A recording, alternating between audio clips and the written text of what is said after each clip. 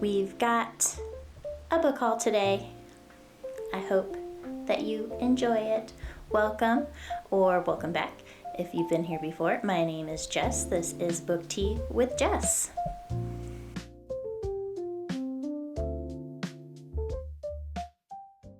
So we'll be going over my Barnes & Noble haul here.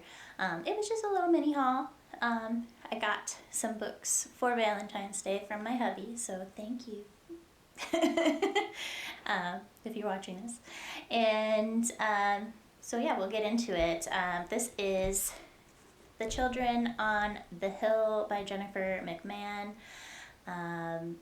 It is about some kids who live with their grandmother, who is a brilliant doctor, and one day their grandmother brings home a child that is a little eccentric and basically lives with them as like their sibling, and they grow up together, and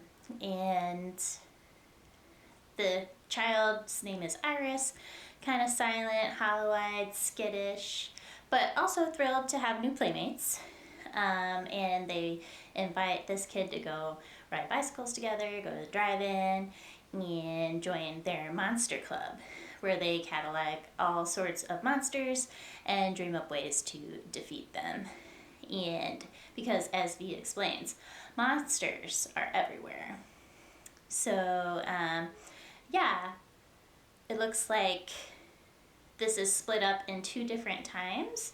The kids' storyline is in 1978, and then in 2019, a host of a popular podcast, Monsters Among Us, named Lizzie Shelley, is on her way to Vermont, where a young girl has been abducted, and the town is in uproar over the abduction and a possible monster sighting.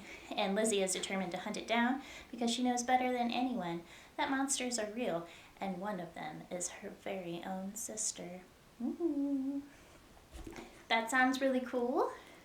One of the blurbs says, a stellar take on Mary Shelley's Frankenstein, a must for psychological thriller fans, Publishers Weekly.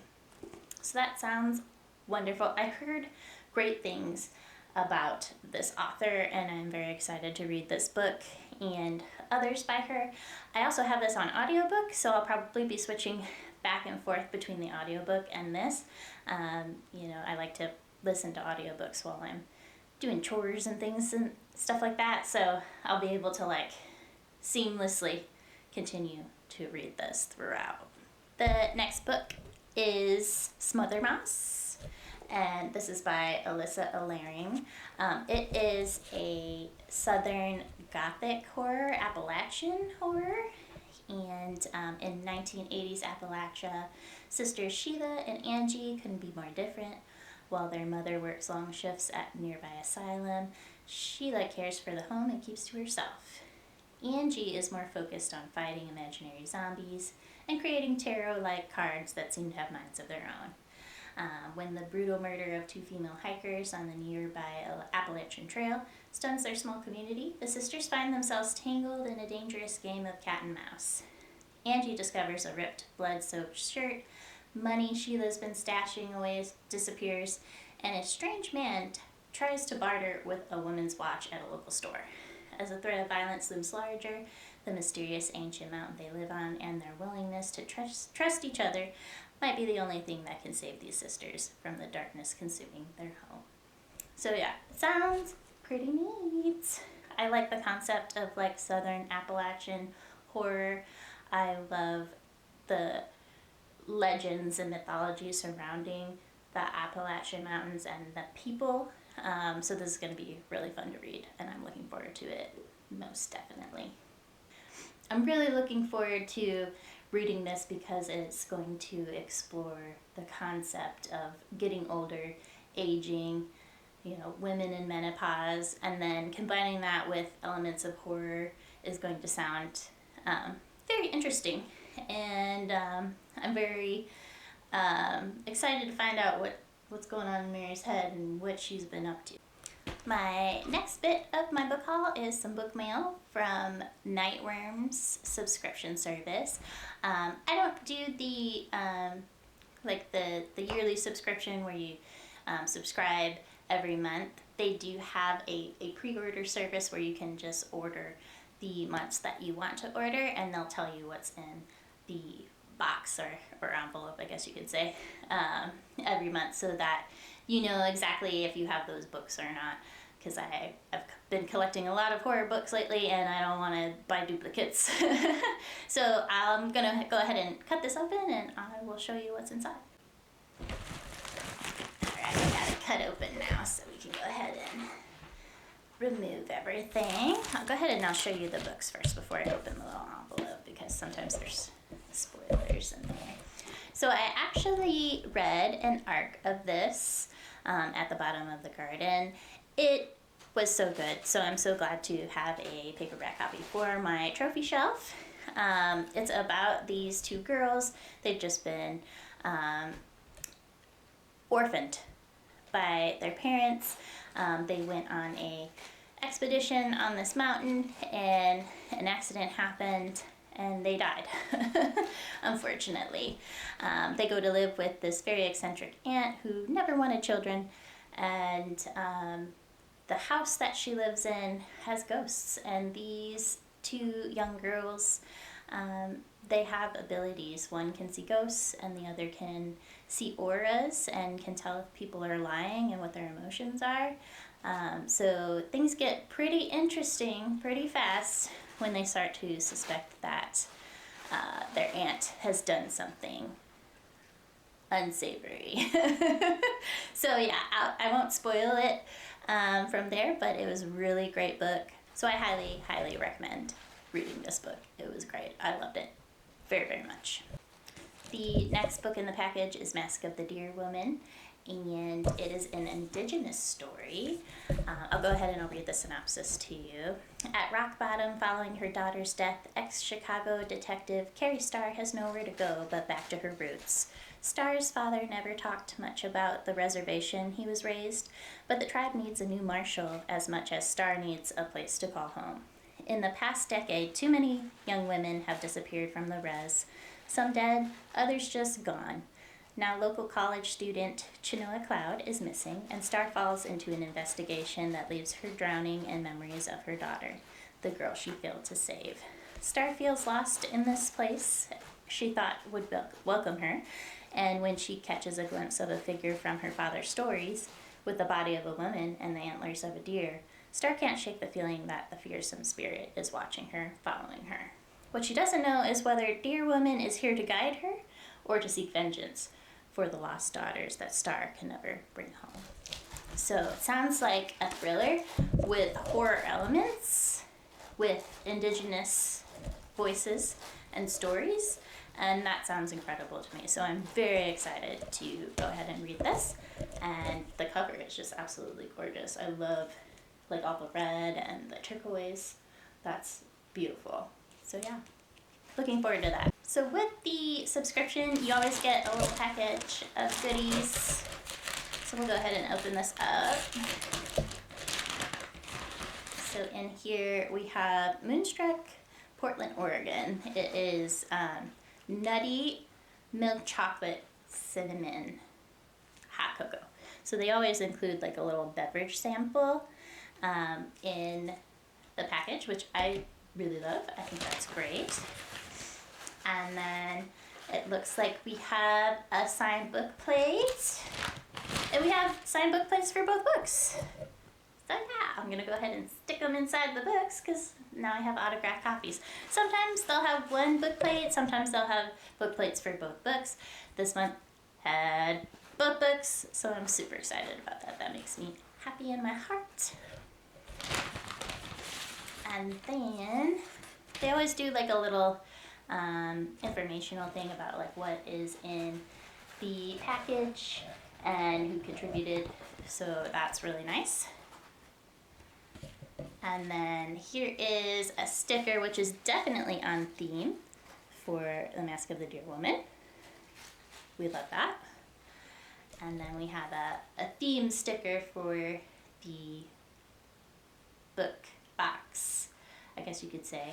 And it's got a whole bunch of like creepy art. It's really pretty. We love that. says Lost and Found on it for the theme. And then they always give you a bookmark, a themed bookmark for each month. So yeah, that was my Nightworms February 2505 package, and I hope you enjoyed looking at all of that with me.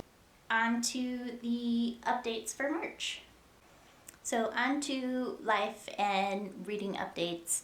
I didn't read very much on my Pile of Possibilities TBR that I made last month because I did have a lot of library books come in. I had 4, 2 ebooks and 2 physical books from the library come in, and I needed to read those because there was a bunch of holds on them, so I couldn't renew them essentially. So I just started another book from my Possibilities TBR from February. I'll finish it in March. It's called Under Lock and Key. It is basically a romance involving Loch Ness, and there might be some Loch Ness monster action going on. I really hope that there is, because that would make it even more fun.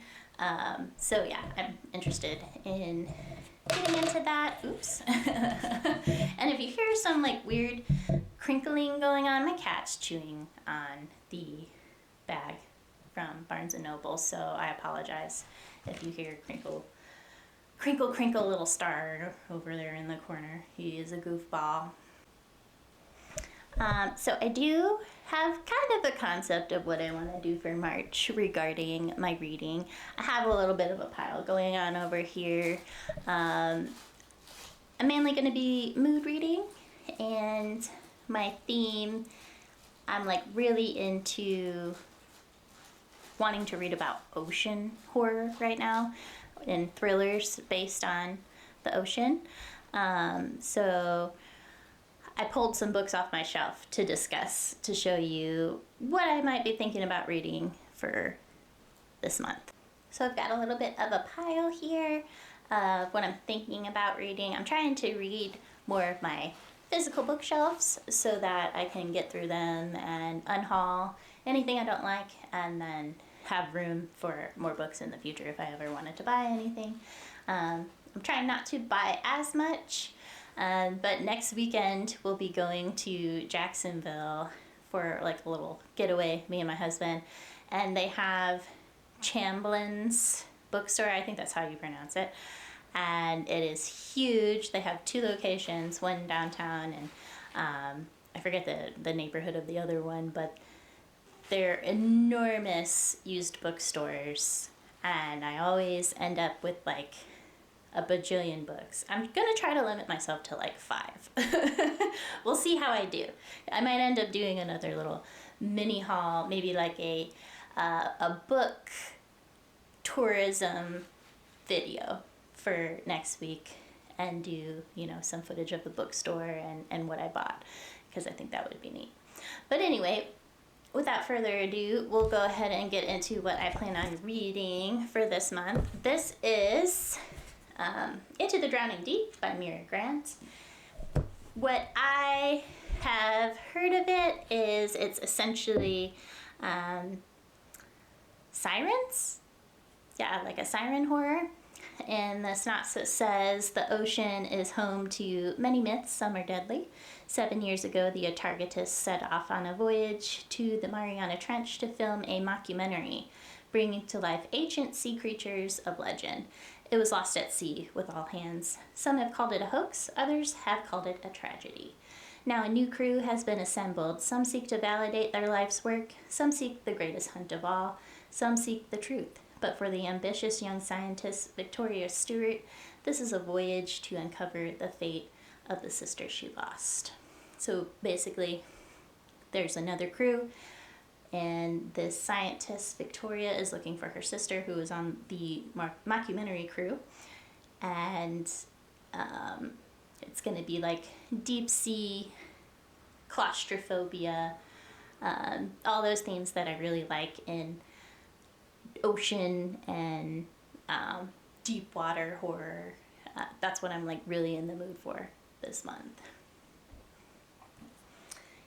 And the next one is called The Salt Grows Heavy by Cassandra Caw.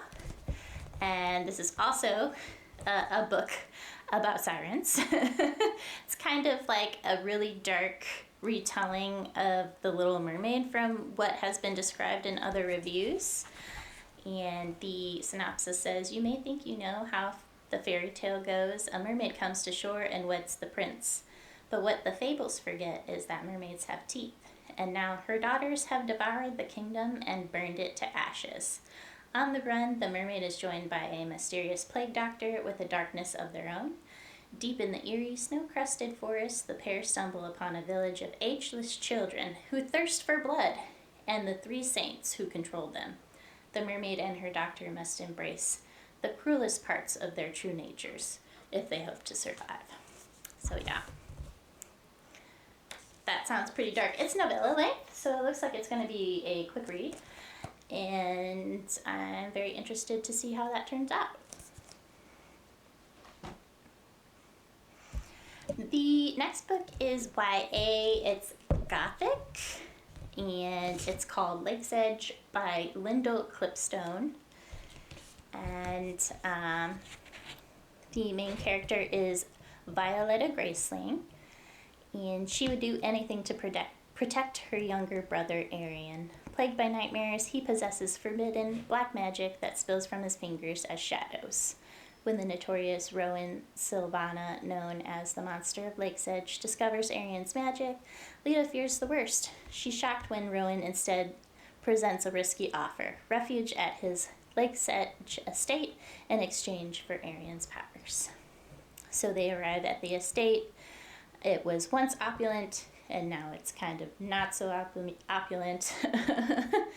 And there is a sinister deity that lurks in the ink-black waters of the lake. Others have described this as being kind of like a Phantom of the Opera retelling, but like Gothic mansion and a creepy lake and like aquatic horror. So I'll be interested to see how that turns out. This is also lake horror. It's also a Gothic, and it is called The Breathless by Tara Goedjen, Goedjen. Hopefully I'm pronouncing that correctly. And the synopsis says, Roxanne Cole's death tore the heart out of the Cole family, and for the last year, May hasn't been able to breathe. As hard as she tries, she just can't let her sister go. No one knows what really happened on the shores of the beach where Rose's body was found, but her boyfriend, Cage. He took off that night and hasn't been seen since. Until now. 1 year, almost to the day from her death, when he knocks on the door of Bluegate Manor and asks where she is. Apparently, Cage has no memory, and according to him, Rose was alive only the day before. May wouldn't believe him, but something's not right. Nothing's been right in the house since Rose died. And then May finds a little green book, the one hidden in Rose's room. It's filled with secrets, dangerous secrets, about her family and about Rose. And if what it says is true, then maybe, just maybe, Rose isn't lost forever. And maybe there are secrets so dark that they should never see the light of day. So, beautiful cover. Very interested to see how this turns out. And yeah, I love a Gothic. If you know anything about me, I love Gothic stories. So if you have any Gothic horror, especially if it's like related to aquatic themes, leave a recommendation in the comments because I would be very happy with that. And then the last on my pile of possibilities for March, before I get into my bonus pile, is Looking Glass Sound by Katrina Ward, or Katrina. It's spelled with the I-O-N-A, but I've seen it pronounced both ways, so I'm not quite sure how she pronounces it. And the synopsis says, in a cottage overlooking the windswept Maine coast, Wilder Harlow has begun the last book he'll ever write. It is a story about sun-drenched summer days of his youth in Whistler Bay, and the blood-stained path of the killer that stalked his small vacation town. About the terrible secret he and his companions, Nat and Harper, discovered entombed in the coves off the bay, and how the pact they swore that day echoed down the decades, forever shaping their lives. But the more Wilder writes, the less he trusts himself and his memory. He starts to see things that can't be real. Notes hidden in the cottage from an old friend now dead. A woman with dark hair drowning in the icy waters below, calling for help. Entire chapters he doesn't recall typing, appearing overnight. Who or what is haunting Wilder? Sounds pretty good. I like caves. I like water horror. I like all the things, all the elements of this book, and I'm looking forward to reading it. I do have another little small pile of books that I may end up reading this month. I may end up reading in April. I haven't quite decided yet. In April, I'm going to be doing an actual theme for April, whereas this month's kind of just like mood based on what I'm in the mood for right now, which is aquatic horror, which could change in the middle of the month. I could come back to you with a recap and end up reading romance for the rest of the month. Who knows? It just depends on where the mood takes me, and this is just where it is at the moment. But for April, I do have a set theme and a set TBR because April has the two T's, taxes and the sinking of the Titanic. And April is going to be Titanic month for my reading. So I have a whole list of books that I have on both my shelves and my Kindle that I plan on reading for April. And towards the end of March, I'll probably do a whole TBR video and what I plan on doing, because I might be doing some extra things. I've been flirting with the idea of making the last meal on the Titanic, because I have the recipe book with Auguste Escoffier's recipes in it. He was the French chef that inspired all of the cuisine on White Star Line. So we'll see. We'll see if I do that. And yeah, so I'll get into this little book pile that I have, which is kind of based on boats. So I may end up reading it this month, or I may end up reading it next month. They're not necessarily Titanic books, but they're kind of related, kind of adjacent. So I have Murder on the Mauritania, and it's a little beat up because my cat chewed on the cover. It was in pretty good condition when I bought it, but he has this issue with chewing on packaging and got to the cover in the process. So it is I don't know if you could call it cozy mystery, but it's definitely like a short mystery read, and we're going to be figuring out who killed who on the Mauritania. So that'll be neat. And then we also have, by the same author, Murder on the Lusitania. Hopefully this won't be the voyage of the Lusitania where it sinks, because that was awful. It got torpedoed, I do believe. And my camera died. So we were talking about murder on the Lusitania before I had to plug my camera in. And I was saying that I hope that this isn't the crossing where the Lusitania gets torpedoed. So yeah, it'll be interesting to read this, and I am looking forward to doing some mysteries either this month or next month, and these are definitely Titanic adjacent because they're both ocean liners. And then the last book that I may read this month or next month, but I really want to read this, so I might move it up in the queue, move it up in the queue, is called Blood Cruise.